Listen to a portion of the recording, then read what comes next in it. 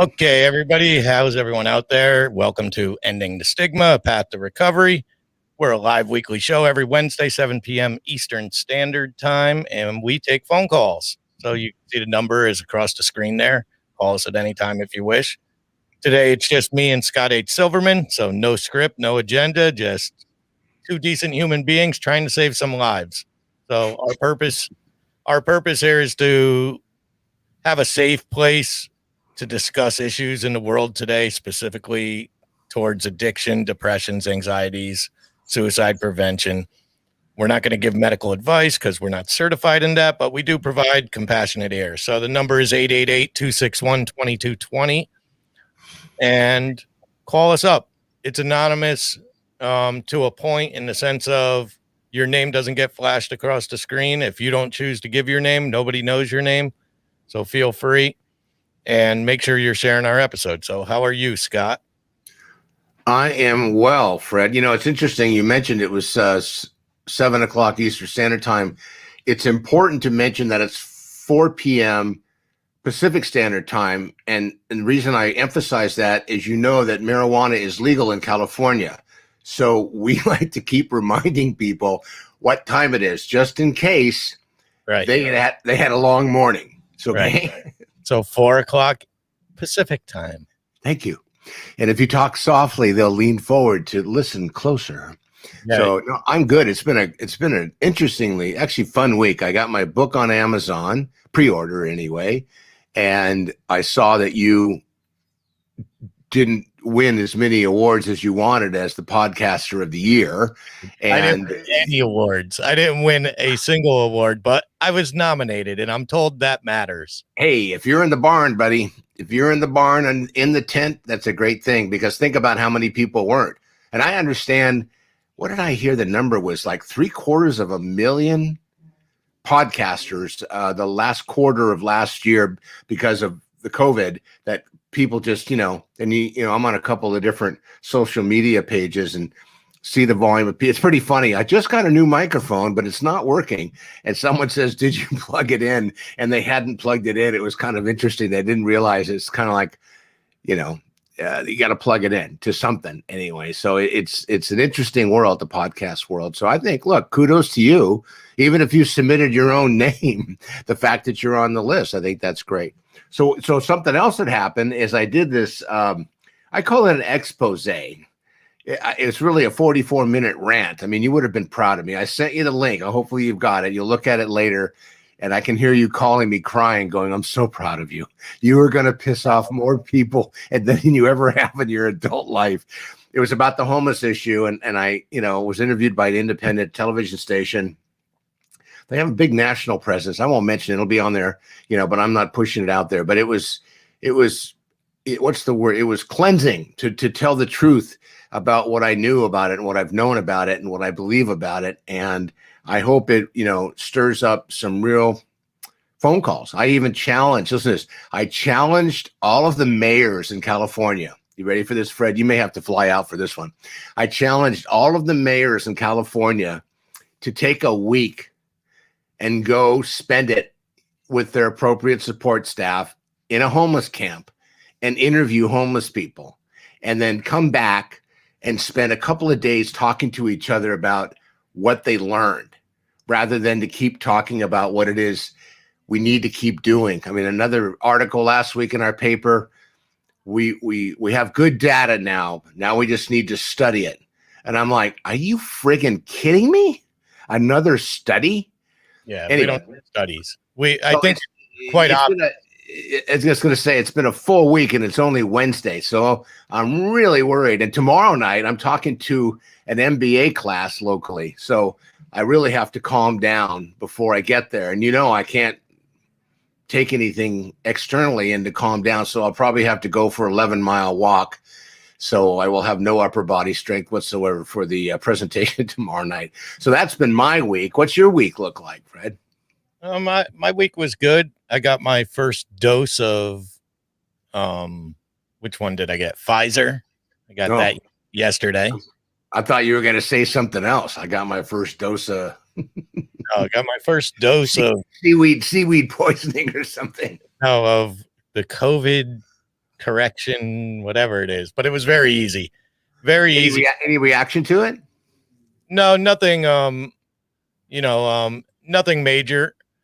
I definitely felt a little sore in the arm, Yeah. which makes sense since they poked me with a needle in my arm. And I also I just felt more tired than normal, but nothing out of the ordinary. I slept great and woke up very early and I felt fine all day. So good for you. Somebody said, I said, why do people's arms hurt so much? I said, well, because the people that are giving the shots are so pissed off they have to do it all day long. They're just punishing everybody when they put the needle in. I do have there is an interesting thing that I ran into from a parenting standpoint is my daughter is making a choice to not get the COVID, okay, to not get it at this point. And although I am for it, I'm also for her making her own choice. This is how I raised her. I raised her that it was her body and her choices.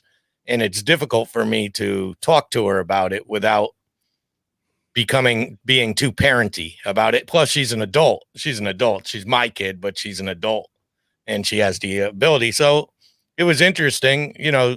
She has her arguments. I have my argument, but overall, I think I'm just going to stick with letting her make that choice for herself. I think she's still. So what was her, if you don't mind sharing, what was her explanation? I mean, and everyone's got the right to it's their body, their choice, but what was her thinking? Well, it sounds like we didn't get deep into it or anything. It was just, first of all, she's already had COVID.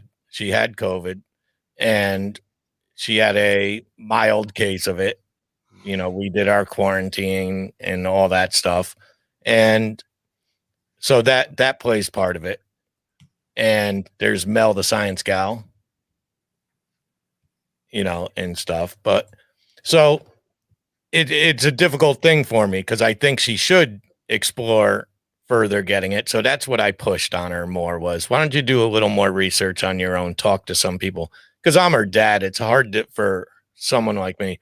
I think she's heard a lot of the negatives of it, which unfortunately that's all you hear is you only hear about the 6 people that it affected. You don't hear about the 60 million that were fine, so, and she's young, she's still young. So I'm okay right now with it in the sense of she is young enough to where I don't think it's as big of a deal for her right this second. But at the same time, I wish she'd get it. But as a parent, I'm sure you've been down these roads. You got to pick your battles. And when you raise them to that their body is their choice, it's hard to go back on that now. No, it's funny. I had that attitude, not that attitude, but a attitude around the flu shot. And my physician, who was an old friend, used to say to me, there's 67, this was like, 15, 20 years ago, 67 different varieties of the flu. And the best flu shot that we can come up with only really addresses, roughly 45% of them. So I figured I had a 55% chance of not getting the flu. Well, the difference is with COVID, from my perspective, and at my age today, that if I didn't get the shot and I was exposed, what do the risk factors look like? So for me, it was kind of a no-brainer. But I understand, younger people, and they're hearing conversations around the country that what was that guy just got in a big battle? He was a radio host, and he was talking about if you're young, you don't need it, don't worry about it, and what was it? There's a certain percentage, and they're making it political. Certain percentage of Republicans that are not going to get it just because they don't believe in it. To me, that's interesting logic. But again, if you're making an informed decision and it's your personal issue. But on the other hand, if you're going to be around other people, and that's part of my concern as well. Is it's just kind of it's like people who choose to drink and drive. Mm-hmm. And they get on the freeway, and my kids are on the freeway, or someone I care about's on the freeway, or someone else's child that they care about's on the freeway. I just think that's not right, and I think it's unfair. A different example, but still, if you're going to be impaired, don't leave your house. Stay home, and if you're impaired, do whatever you want to do, but don't take that impairment outside of your four walls and put somebody else at risk. And I'm not sure how much risk factor there is with people that are going around each other who might have it. So, it's like one of those kind of things that you just, you got to think it through and you have to make informed decisions. But yeah, I'm okay. I think I'm going to take the stance on it because of my stance her whole life is, I'm going to try to surround her with more positivity on I think it might be a fear thing. I think her fear of needles and shots and stuff like that might play a role in this. So I'm going to, I'm afraid of them. For the next week or two, I'm going to, pass along a little information on a positive note. I'm going to try to get her away from the net because I don't know where she's getting her news from or her information. She isn't. Just tell her you talked to Uncle Scott, and Uncle Scott got his. By the way, when I went to get my shot, I asked, is there like a laughing gas or something you can put me under while you give me the shot? Because I hate needles. I mean, I used to, when I was a kid, 5 or 6 people used to have to hold me down. So I get it. I understand that part of it. But it's one of those things you have to balance the risk against the opportunities. It's something we'll have to sit down and talk. And if this is a live show, so I probably shouldn't be talking about it too much because she does have that HIPAA correctness and HIPAA right. Let's get her on the phone, Fred, and let's call her and say Uncle Scott's here, and she has a couple questions for you. She's upstairs. She doesn't actually watch my shows, but I don't know if you saw that we have some new swag for the show. Oh yeah, I saw all the merchandise, shirts, and we got some merchandise. Let's see what we got. I didn't quite understand the semi-automatic weapons though. That was, or were those just fake? Those were fake. So here's one shirt I created, and I'm gonna do these for 30 days at a time. So I'm gonna change our things every time. I just came up with, I like the idea of the equal sign, so equal human, equal rights, and I think it'll be a popular shirt. There it is, and it's available in many, many colors and all sizes. That's one thing I did. If we're going to end the stigma, I figured if we're on ending the stigma, I'm not going to label it to size. So it goes all the way up to 4XL. And if you go to the website, you could just go to venomstudios.com and find it from there. If you go to venomstudios.com, if you sign up for my new magazine that's coming out, Apostrophes the magazine, the shipping is on me. I won't charge you for shipping on it. So I'll get into the magazine in a minute because that's also important. There's the magazine info. And that is just my, I figured it's an indie author and podcaster digital magazine. And you'll be interested in knowing this because I just did it a little while ago. I took one of your episodes with me and you doing Stigma, and I transcribed it. I now have a software that lets me transcribe my videos in minutes into writing. I sent you a link to it last night. It's actually up on the website at Venom Studios. You could now read it because although most people could hear us and stuff, a lot of people, there is 5% of the United States is deaf and hard of hearing. And they are left out of these videos and left out of, now they could read along while watching the video and they could read all our words. And it's about I would say, if I had to guess, it's a 90%. They nailed it, 90%. Every now and then a word is misspelled, but I think they could figure it out from it. But the coolest thing I'm able to do is I took Ending the Stigma and I transcribed it into Spanish, German, French, and Italian, all within 10 minutes. And now we could share our stuff overseas. So these people could watch our videos, but understand it in their own language. So there's a benefit to it. Yeah, and different cultures, when they get upset, come across differently. That'll make it fun, Fred. So question, because I've seen some podcasters where they actually do their whole podcast with subtitles running below, just so people who maybe don't have the volume up can actually read it, or when they play it back, if there's someone else in the room that can just kind of read what's going on versus having to listen to it if there's other people around. So that's kind of a cool idea. I do that with when I'm in the shed. I've got 2 different televisions, and when I run the news, I turn the volume off and I have the subtitles so I can kind of keep up with it. So what else do you have in the way of swag? Well, for ending the stigma, I made 2 shirts, and I'm going to make a coffee mug, but I'm trying to settle on the design. Are these templates you get to pick, or can you freestyle your designs? These are all freestyle. I created all of these. So this one here, once again, I went with the equal sign, and I'm trying to incorporate that into our thing just so we could utilize it better, because that's what one thing we believe in, that equal human, equal being. And I figured I like the saying, if not now, when? I'm a big fan of if not now, when. You know, if we're not going to take care of the problem now, when we gonna? So let's do it now. It's the easiest way.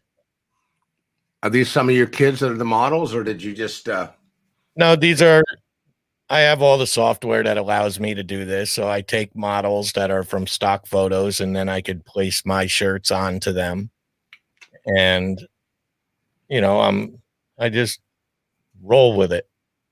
I like it though. It's a neat little, it's pretty simple, and it looks, I bought a few of them, and maybe we'll give a few away as we move along. I can't remember the price of them. I believe they're on sale right now for $19.99. I believe I could check real quick. That's easy to check because I'm right here.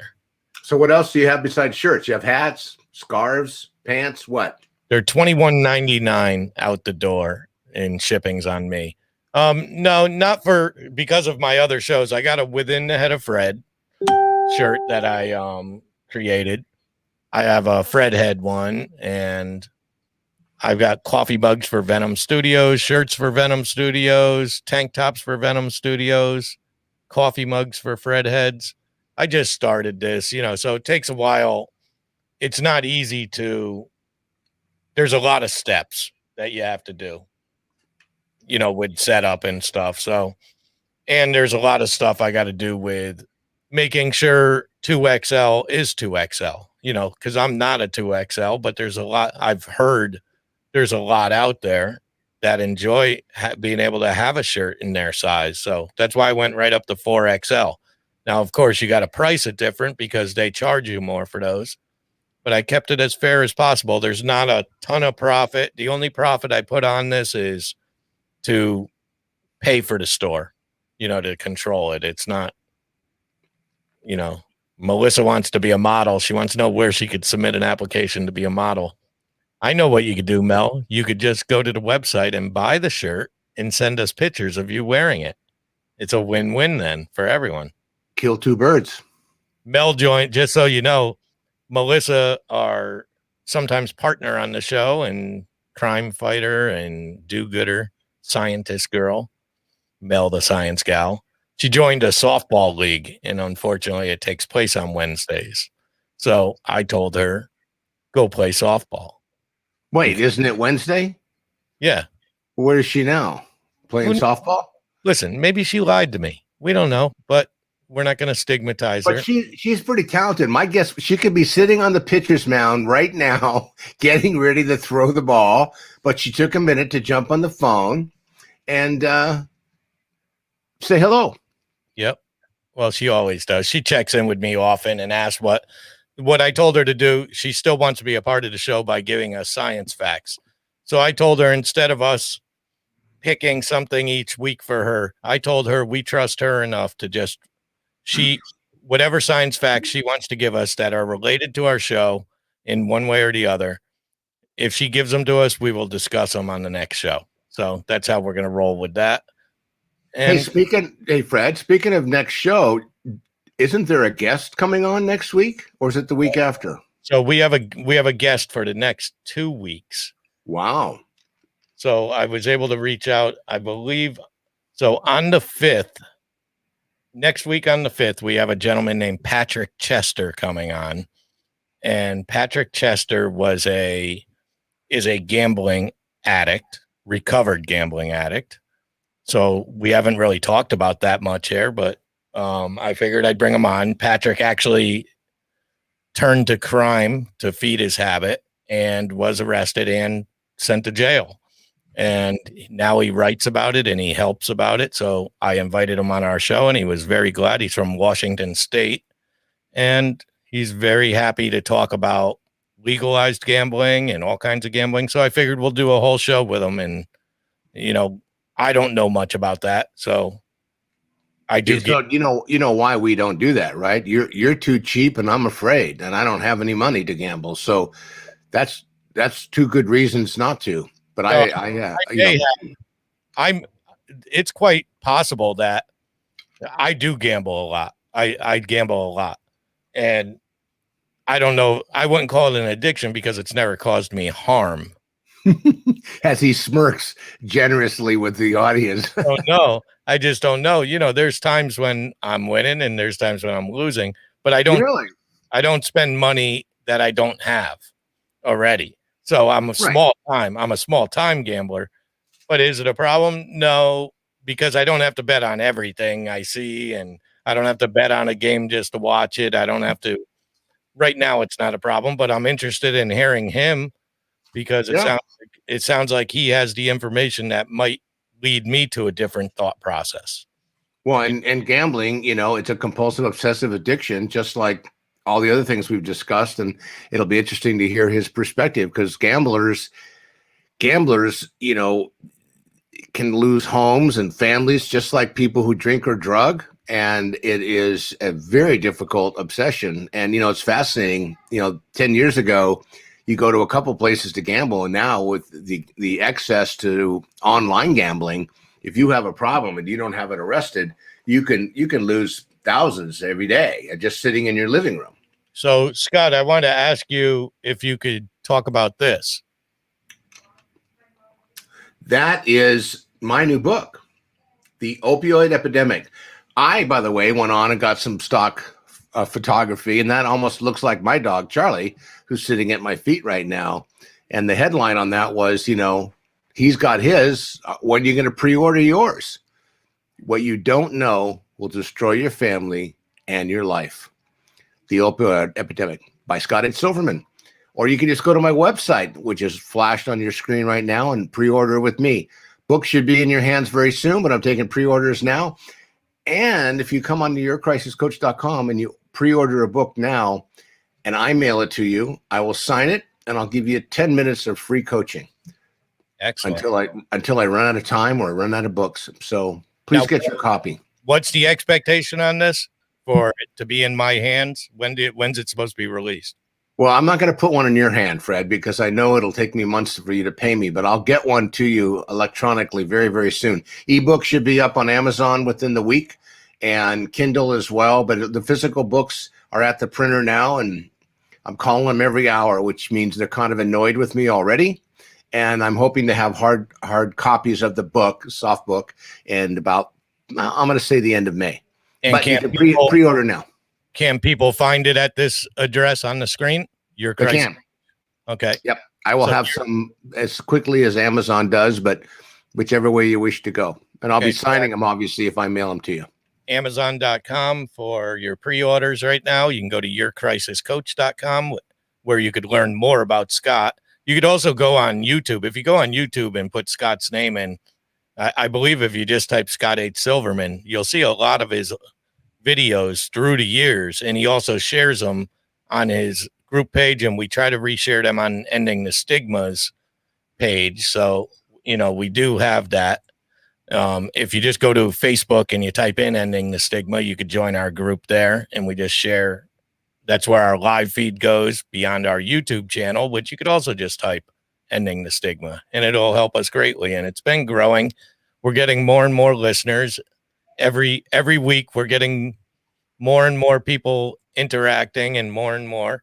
So hopefully we start getting phone calls eventually. And the one thing I did want to say, our next week, I got to find it now. So next week we have Patrick Chester, and that's on Wednesday. The week after that, we have a comedian named Frank King, who is from California. He's a California guy. He's a comedian. And unfortunately, Frank went through some life issues in his life, and attempted to take his own life, and he speaks very openly about it. So he's going to join us for an hour, but that's going to be on a Tuesday at 7, not a Wednesday. Frank said Wednesday happens to be one of the only days his wife has off, and he likes to spend it with her. So I told him we would fit him into his schedule. We'd move to his schedule as long as he comes on the show. So is he a newlywed? I don't know, but we could ask him. Yeah, usually when you hear someone say, "I like to spend that night of the week with my wife," because they're inside of 10 years. But I'm joking. I think that's wonderful. Yeah. I mean, my wife and I used to have a date night till we got old enough and forgot what day it was, so we stopped doing it on a regular basis. Now we just do it randomly. We, going to the grocery store and Home Depot on a Saturday night. It was kind of cool because no one else was there. Yeah, I actually have Jennifer and I are doing our Within the Head of Fred podcast, which is available every Saturday. That's our comedy one, rated R one. But tonight we're recording, and I have a Playboy playmate, a former centerfold, joining us. What's his name? Her name is Deborah Driggs, and she was on the cover with Donald Trump in 1990. Oh, my God. Hopefully she'll bring some pictures. By the way, I heard yours and Jen's show about a week and a half ago. It was I called it forward thinking, but it was, maybe I'm a little conservative. But it was interesting, the conversation you were having. Yeah, we try to utilize the way I explain it to people. Is that what you call it? Utilizing? I like that. Well, we try to utilize comedy and joking around to get messages out. We talk about the things that a lot of people won't talk about, like bodies and sex and stuff like that. I didn't find it funny. I found it very interesting. I mean, it was funny probably because you were talking about it, but it was very interesting asking about different levels and, I don't know, size of things and you remember show that you probably, but it was just interesting. Yeah, we definitely push towards the edge. But one thing, Jennifer is a very open and honest woman, and which I appreciate because I get a lot of letters from girls in their 20s and stuff. And when I was alone, obviously I'm not a girl or a woman, and I don't have the answers to some of these things. And Jennifer's lived through life. She talked about her eating disorder on our show here, and she's very compassionate when she needs to be. She's also very funny and quick, and she also shuts me down very quick. She's good at telling me I'm wrong or made a mistake, and sometimes you need that. We bounce off each other well, and play. So tonight's going to be good because Deborah Driggs is more than just a centerfold. I should say she's much more than just that.